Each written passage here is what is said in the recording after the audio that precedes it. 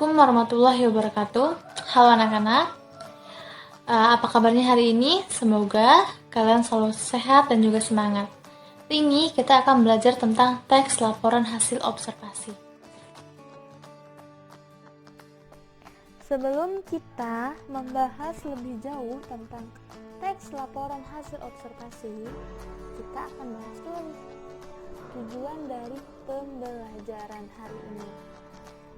Tujuan pembelajaran hari ini yaitu siswa mampu mengidentifikasi teks laporan hasil observasi yang akan dipresentasikan dan menginterpretasi isi teks laporan hasil observasi berdasarkan interpretasi baik secara lisan maupun tulisan.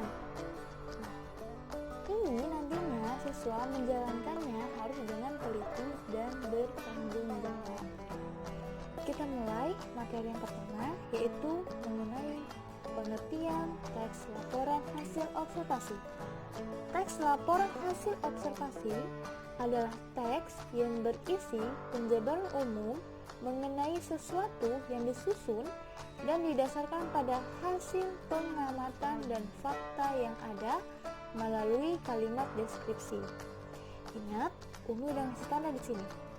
Ada font berwarna kuning, yaitu penjabaran umum dan hasil pengamatan dan fakta.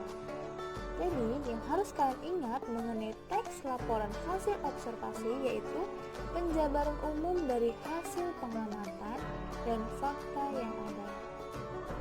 Lalu, apa ya bedanya dari teks laporan hasil observasi dan deskripsi?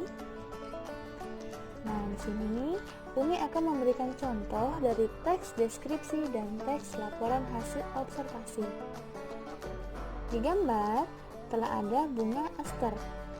Nah, jika kalian ingin membuat teks deskripsi dengan objek bunga aster, maka kalian hanya akan mendeskripsikan bunga aster yang kalian miliki. Contohnya, bunganya berdaun susun dan memiliki warna putih. Tangkai bunga aster memiliki berbagai cabang.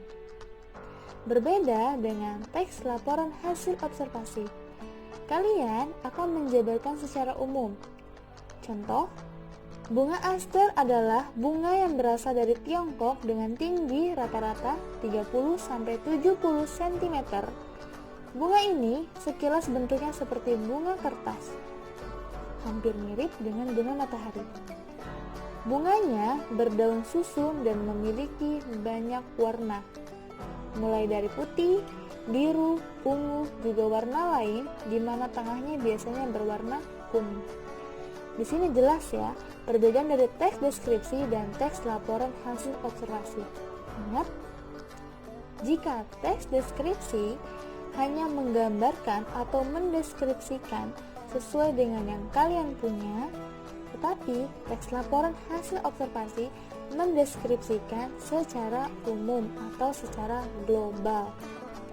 Jika kalian sudah memahami mengenai pengertian dari teks laporan hasil observasi, kita akan berlanjut ke materi berikutnya, yaitu tentang struktur isi teks laporan hasil observasi.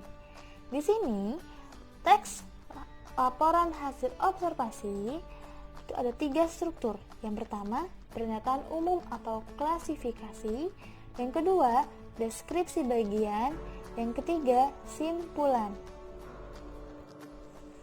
Kita akan membahas tentang struktur teks laporan observasi satu persatu ya. Yang pertama yaitu pernyataan umum atau klasifikasi. Nah, di sini teks laporan hasil observasi diawali dengan pernyataan umum. Pernyataan umum ini berisi definisi atau keterangan umum tentang subjek yang dilaporkan.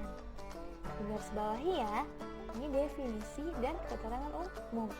Jadi, jika kalian membuat teks laporan hasil observasi, maka kalian diawali dengan definisi dan keterangan umum dulu. Yang kedua yaitu deskripsi bagian. Nah, deskripsi bagian ini berisi perincian hal-hal yang dilaporkan. Setelah kalian melakukan kegiatan pengamatan, kalian akan melaporkannya melalui teks laporan hasil observasi. Di bagian deskripsi bagian, kalian akan merinci secara lebih detail tentang hal-hal yang telah kalian amati. Kemudian yang ketiga yaitu simpulan. Di dalam teks laporan hasil observasi, setelah kalian membuat definisi atau keterangan umum dan merinci, kalian akan membuat sebuah ringkasan umum hal yang dilaporkan. Biasanya, simpulan dari teks laporan observasi berisi manfaat tentang subjek atau objek yang kalian amati. Demikian materi yang dapat Umi sampaikan hari ini. Pesan Umi, jangan lupa menjaga kesehatan dan juga selalu istiqomah dalam beribadah. Mengakhiri, Assalamualaikum warahmatullahi wabarakatuh.